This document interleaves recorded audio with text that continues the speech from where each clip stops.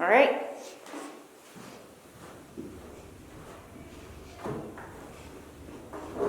You're not bad. I'm a little smaller than him this week, All right, we still have no camera crew. so it's just us.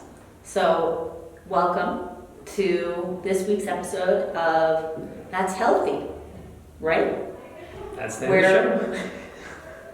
I want to make sure I add emphasis for fun, but where we answer your health and fitness questions that we find in the news so you can make sense of them. Welcome, Adam. Welcome, Rachel. Thank you. Yeah, good to have you here. Good branding, too. What can I say? Born Fitness Family. So, what do we have on the docket today? Well, it's an exciting week of interesting fitness and diet questions I have for you. All right. And I'm going to start with something that I'm super interested in. On health.com, US News ranked the best and worst diets of 2017. Okay. And I think some of them that were the worst are really surprising and would surprise a lot of people.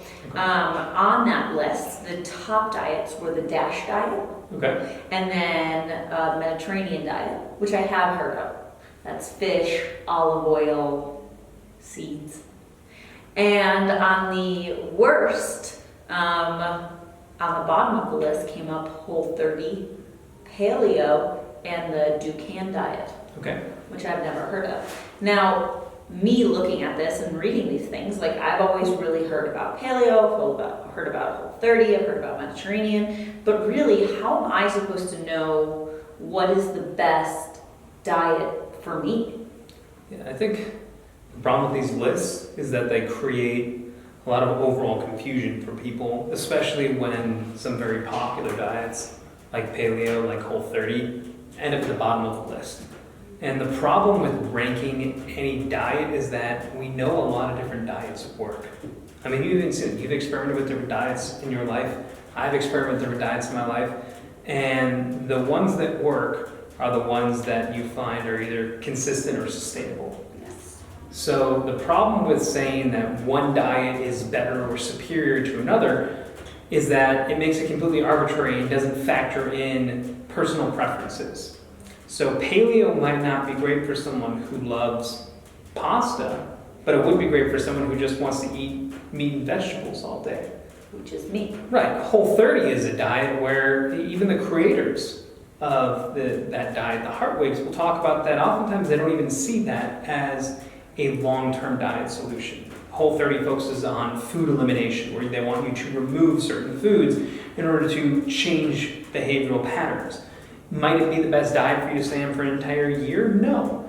Could it be very effective for 3 to 4 months to help you identify where you struggle with your diet and then move forward? Yes. So the problem with any of these rankings, especially when like some of the diets that they rank on there, just in my opinion, if it was me, I wouldn't even think they were that great because it's not a plan that I would ever follow. Does it mean that it's bad? No, not at all. But what it means is that personal aspect of when you need to figure out what diet is best for you, the first thing you should do is one, try and figure out if it's credible. Something that's going to be like the cookie diet probably isn't going to be the best dietary approach because any diet that's telling you just to eat cookies, even if they're low in calories, isn't something sustainable. So once you sustainable for me. I mean, it's sustainable for most people that have a cookie. I don't think I'd probably lose a lot of weight. That cookie diet was you were eating cookies that were made of like meat powder, though. Yeah, they weren't the good cookies that you want. I'm thinking chocolate chip. I mean, that would be a whole different type of diet. So what you want to do is you first want to get an idea of like, is this something that is credible? And there are a lot of diets, Mediterranean diet, paleo, whatever you want to go at, higher carb, lower carb. Lots of room for you to figure out like what is good. After that, you should just look at what does the diet ask you to do? What are these sacrifices or restrictions that you have to make? Because in any diet, there's going to be some changes. If the sacrifices seem like something that's going to make you miserable, that you couldn't do, that you would want to quit after 4 weeks, it's not the best diet for you. It doesn't mean I it's not a couldn't good go diet. on a vegan diet myself Not at all. I really like meat products. You eat all the meat. I eat all the meat. So specifically, I could lose weight on a vegan diet. Definitely. But would I actually won't be happy on a vegan diet? No, and that's the bottom line is anything that you can stay on for, I'd say, 6 to 12 months or longer is going to be the best diet for you. So those lists, whenever they factor out 6 to 12 months, you said? Okay. Yeah, 6 I mean, to 12 because months. you want results that will last. We wrote an article recently about set point theory, and it's this idea that the reason why so many people fail in diets is that they don't realize that a plateau is a part of the process. You're going to lose weight maybe within the first 4 weeks, maybe within the first 8 weeks, and then it's going to stop. And that doesn't mean the diet stopped working, it means your body's adjusting to your new weight. So you need to maintain that for another 4 weeks, and then the weight loss will start again. But if you're on like month 2 and you gotta wait another 4 weeks before the weight loss starts and you're already pulling out your hair and miserable, it's not gonna work. So the best way to do, because you want a gradual weight loss, because that's how the weight loss stays off, you want something that's more sustainable. So look at the options. Look what it's actually asking you to do. Don't base it on an arbitrary list. Base it on what feels right for you, and that's how you can select the right diet for yourself. So we learned cookie diet, bad. Pick the diet that you'll enjoy the most, good. Yes. That sounds like a good list. I All right. like this. Next, I have a question, mainly because there has been so much commotion about this. I've heard about this everywhere in the past few days. Fisher Price, so we're talking kids here, came out. We have a baby. We do have a baby. We're actually married. But, we are. But, more so than even having a baby, this is a great discussion for anyone because Fisher Price came out with a toy. It's called, let me get the right name, it's called the Think and Learn Smart Cycle. Okay. Basically, it's a stationary bike for toddlers that hooks up to a monitor, your TV or a tablet. There's a tablet holder in it, where it's basically one huge controller for a video game. So your kid uses this bike to get exercise and plays this game. So the question is, and why everyone's kind of up in arms about this, does a toddler need exercise? I mean, does a toddler need exercise? Yes. Do they need it through a video game and a stationary bike? I'm gonna go with no. Now, I don't want to tell any parent No, how of to course raise not. their kid. And there have been many times when we've been like, okay, Bodhi, this is the 8th episode of Sesame Street you're watching, but we need to get things done. So while, this information says, this age only should have a half hour of screen time, and this one says, only 1 hour of screen time. Screen time is sometimes necessary. It's because I love the songs. Sesame Street has awesome music. It does. But It does. and the issue here is that a toddler they don't care about TV. They don't need to interact with some sort of video board. They're going to crawl, they're going to walk, they're going to run, they're going to climb all over things. As we see, they're going to stuff themselves in a cupboard because it's got tea bags in there like our son loves to do. He loves tea bags. It's really weird. They don't need to be forced to exercise. It's almost like an evolutionary thing. They just want to move and play. We have gates all over our home because our son will go everywhere. And it's not that we're saying that our son is hyperactive. We're saying every single child, every single human, especially at that age, wants to move. So you don't need to put them on a bike and say bicycle. You just need to put them on the floor and say play.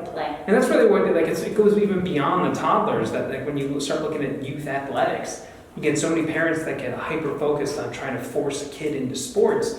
Where the best thing for you to do is to let your kid play, let them run around, let them learn basic coordination and skill and hand-eye, and that's the best way that we even see in research to build great athletes. It's not to be you be a baseball player, you be a basketball player, you be a football player. It's to let them play. Because what happens is these kids get forced into sports at a very, very young age, and some of them just aren't good at it. If someone forced me to be a baseball player, I might have never had any type of athleticism because I would have tried to hit a baseball, which I'm not good at, and I would have sucked, and I would have just quit baseball altogether and done nothing. Whereas instead, I was raised in an environment where I was just crawling and playing and climbing trees and on swing sets and playing every sport available to me so that I could find the one naturally that I loved and then get specialized as I was much older. It's the same thing with your kid. Don't force them onto a machine. You don't think that you need to force them into exercise. If you give them the opportunity, they will choose it because they want to move. That's an excellent point. And obviously, Fisher Price comes out and says, They're trying to fight childhood obesity, Right. number one. But these are toddlers. But these are toddlers, exactly. This is not a game, this is not a Wii system for, a 13-year-old. This is a toddler who's programmed to move. And I think something that they said in this article about, when your child is active, that's the best time that they retain information. So these games are, they're not like video games. They're learning video games. There's math, there's Right. reading. But your child is also, if you just let them go, they're going to learn. They don't need to be put onto a bike to then watch a screen in order to learn. But it goes the same way then for an adult. So if you're like an adult, you don't have kids, you're like, why am I even listening to this? You don't have to go to the gym to get fit. You don't have to love lifting weights or swimming or biking or running. You can find the activity that feels best and most comfortable for you, and it will have a positive benefit. It will have a positive reaction. And that's the thing. A kid probably isn't going to naturally want to jump on a stationary bike because that's not something that doesn't have the innate belief that I need to be on a bike. He has the innate belief that I need to crawl, I need to run, I need to climb on things. So what we can see in kids can actually apply to us as adults. And let them roam in the way that they want to, and that's going to have the best benefit. Just like if you're an adult, find the activity that feels best for you, whether it's walking around the block or whether it's going to the gym, and that's the one that you should embrace because much like a diet, that's what you're going to do. Right, and it probably creates too if you want to talk about where these things start, if you put a toddler on a stationary bike that he or she doesn't want to be on, but you're like, no, you need the exercise as you grow, I'm sure that's going to not make you like exercise very much. It's very or possible. activity but that's my scientific marketing advice. We can move on to things that I also have questions about. Okay. Because I want to just say study. It's not a study. It was basically a really, really nice marketing copy that said, trying to get flat abs, here are 11 foods that can help. Okay, what are the 11 foods? Let's list them off quickly. 11 foods: leafy greens, avocado, fresh fruit, chickpeas, flaxseed, vegetable juice, especially green juice, portobello mushrooms, any nut milk, tempeh, dates, and farro. Okay. Now, reading that, it's like, okay, I like some of those, but the question I have is, how restrictive does my diet have to be in order to get abs? It's a great question because I think, while these type of articles are really well intentioned, there's nothing bad that was listed there. Those are all very healthy, good food choices. I think, or I worry that the problem is that people will read that and think that their diet only has to consist of those foods. And they start going shopping, and again, it goes back to what we were talking about before, this almost restrictive mindset. In theory, they're saying, eat these foods and you're going to be healthier, but what you might read is like, if I don't eat these foods, I won't be healthier, I won't have flat abs. Right. Or if I eat anything outside of this list, I'm going to be fat. And the bigger picture with diet is, again, it's a combination of making sure you keep some of the foods that you love and making sure that you include some of the foods that you know are good for you. So we know that fruits are good for you. We know that vegetables are good for you. We know that nuts and healthy fats and lean proteins and even carbohydrates are good for you. Yes, carbohydrates are not bad for you. What we don't know is we don't understand, well, what are the fruits that I actually like? What are the vegetables that I like? What are the proteins or carbohydrates that I enjoy? For example, I've never had a date, and you... Nature's candy. Dates are Adam delicious. loves dates. So good. Nature's candy, that's what he calls it. And so you 'Cause they wouldn't are. think if I read dates, I'd be like, dates, I've never had a date, but they're delicious. It doesn't mean you, Says, it doesn't mean you have to also- eat it though. Correct. You could sub out date with apple, which you love. I do. You could sub out farro with oatmeal. You could sub out leafy greens with another type of green vegetable, or maybe peppers or Brussels sprouts, which you enjoy. So there are so many alternatives that it's less about keying in on a specific food and saying, I must eat this. There are no foods that you must eat, just as there are no exercises that you must do. So anything that says you have to eat this or you can't eat that it just creates a very bad relationship with food. You don't want to speak in absolutes. What you do want to do is ask yourself, what can I take away from that? Okay, that's the vegetable. If I don't like that vegetable, what's an alternative? Or if I haven't had that vegetable in a while, should I try it? I remember that I didn't eat Brussels sprouts forever because I just thought they were bad. In my head, they're like, oh, Brussels sprouts. You get the mentality That from like a name, kid. right? Right. Doesn't the name Brussels sprouts? I remember They're hearing them amazing, as a though. kid, and I was like, ew, I don't want Brussels sprouts. But they're delicious. They're just delicious. So you try it, or if you don't like avocado because maybe you don't like the texture, you go and you find healthy fat alternatives. And there are so many different ways to go about this. Like, don't get so hyper-focused on the food itself. Try and see the bigger picture. Oh, it's nuts or seeds. Well, what's a nut or seed that I enjoy? That's in like any nut milk. If you don't like nut milk, it's okay. You Instead can of have a flaxseed, if you really like pumpkin seeds. Right. Same idea. If you don't like olive oil and you want to go with coconut oil, there are all these different ways. If you don't like chickpeas, can you look at other legumes or beans that you would enjoy as an alternative? I really like that word. Fresh fruit. It gives you tons of options. So don't speak in the absolutes, and don't think that if you eat a certain food, it will make you fat, or alternatively, if you eat a certain food, it will make you thin. It's really about the overall picture and the health of your diet. That's because think about it, like when we've both been in our health phase, we found the diets that are very different in terms of the type of food we would eat on a day-to-day basis. But because I need to eat dessert. Like I need chocolate at the end of the night. Every day. Ice cream, something. I need something chocolate. So no matter what I'm trying to get ready for, if I'm dieting, or if I'm just trying to maintain a healthy diet after a holiday or something like that, there was no way I was going to cut out that dessert. Right, so we find ways to make sure that you still eat dessert. Right. And then make everything else revolve around it so it works for you. Right. Any other articles or questions this week? Well, this week actually we have an exciting one. We have a user question, and this is something I'm actually excited to listen to, which there's very few and far between the things that Adam talks about that I'm actually excited to hear about when it comes on terms of health and fitness.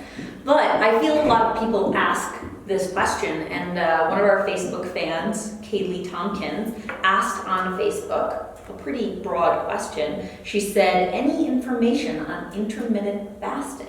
It's a big topic. That's a big topic. Now I know, I do live with you. Yeah. Yes. So I know that you have done intermittent fasting before. It's true. I know that you followed it. You also mentioned it in Engineering the Alpha, right, the book you wrote. And so what information can we give to Kaylee to kind of break down this approach for her to kind of get the basic of what intermittent fasting is? So intermittent fasting is really just a huge topic because there are so many different ways to practice it. The idea is that we are focusing on periods where we don't eat and periods where we do eat. So for a while, probably about 2-3 years, that's what we talked about Engineering the Alpha, I did a variation where I would fast 16 hours a day and then I would eat 8 hours a day. Now that sounds like a lot, but you're saying you're it overlaps sleeping. with, right, so like I would go to sleep when I was being good, say around like 10:30, 11 o'clock, but I would stop eating for the day at 10 p.m.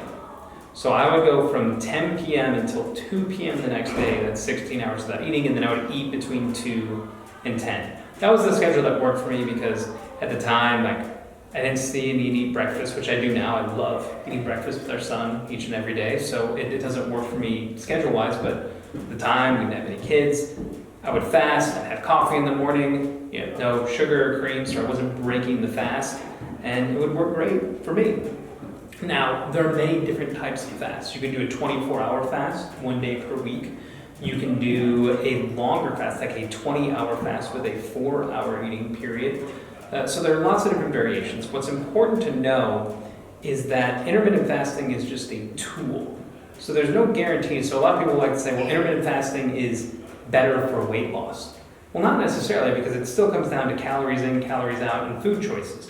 Why intermittent fasting helps some people, but not everyone, is that it limits the amount of time you have to eat. So if you're doing that 16-8 period where you only eat for 8 hours a day, and you have trouble overeating, when you timestamp when you can eat, it makes it harder to overeat because you have a smaller amount of time to eat every single day.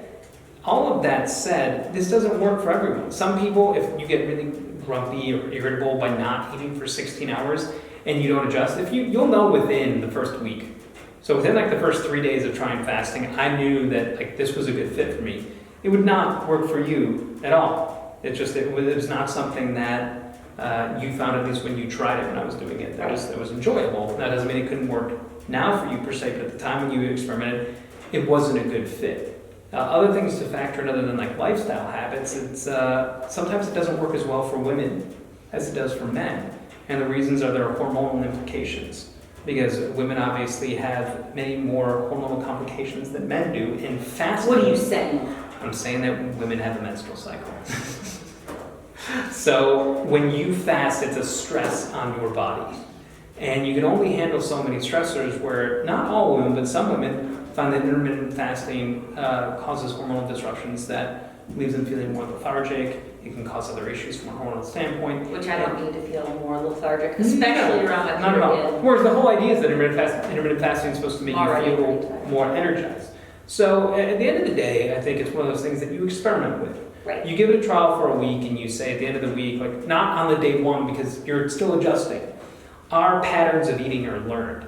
So if you go every single day and you eat your breakfast at 8 a.m., come 8 a.m. you're going to start feeling hungry because your body expects to eat. But if you retrain your body to start eating at 10 or at 12, it won't expect that food. So it's not just about the hunger pain, it's about how you feel, how you function, how you sleep, the energy that you have, how your workouts end up feeling.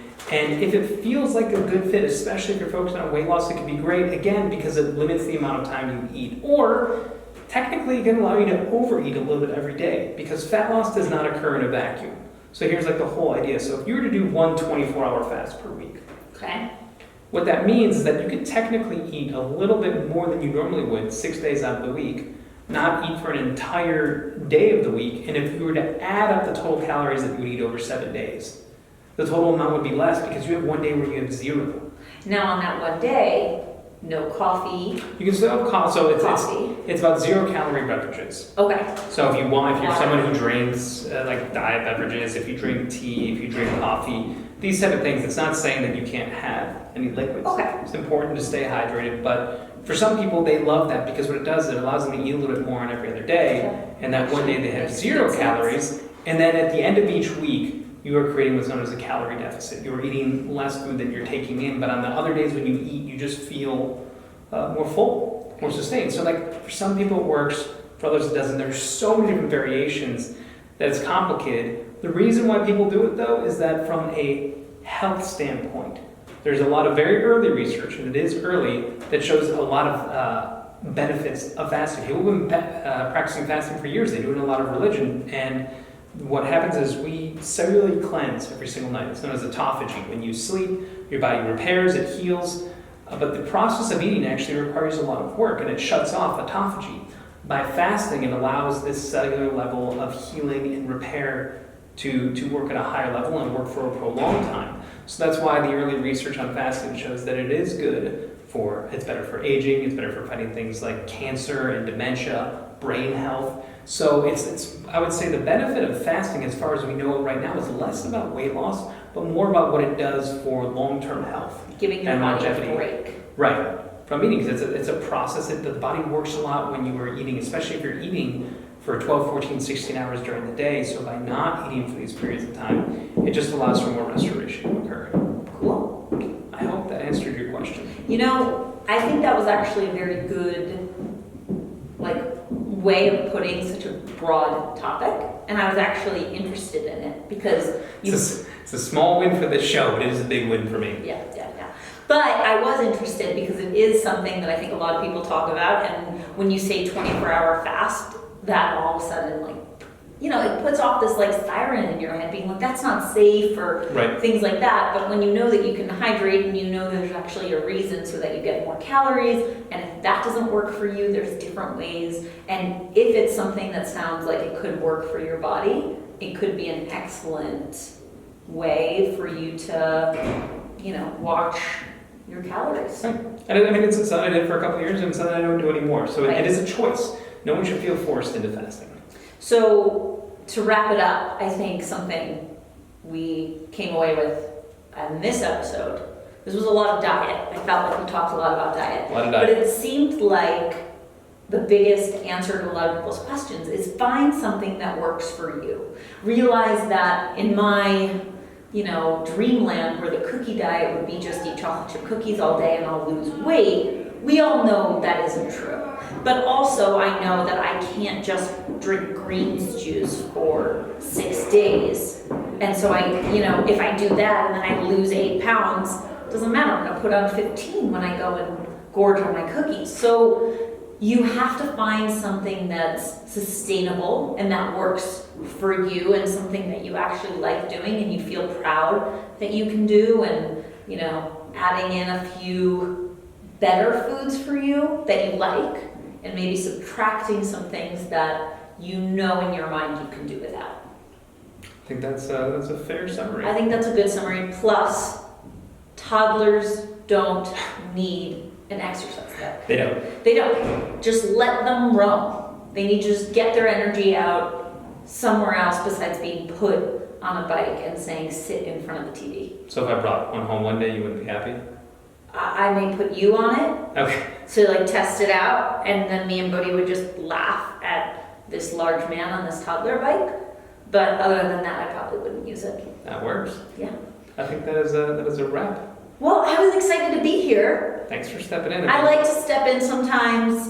Big buddy Pat is going to be back next week, so you guys will all get the showing of the big muscles and the I do miss that. the cool guy versus the nerd guy. I know you guys like that.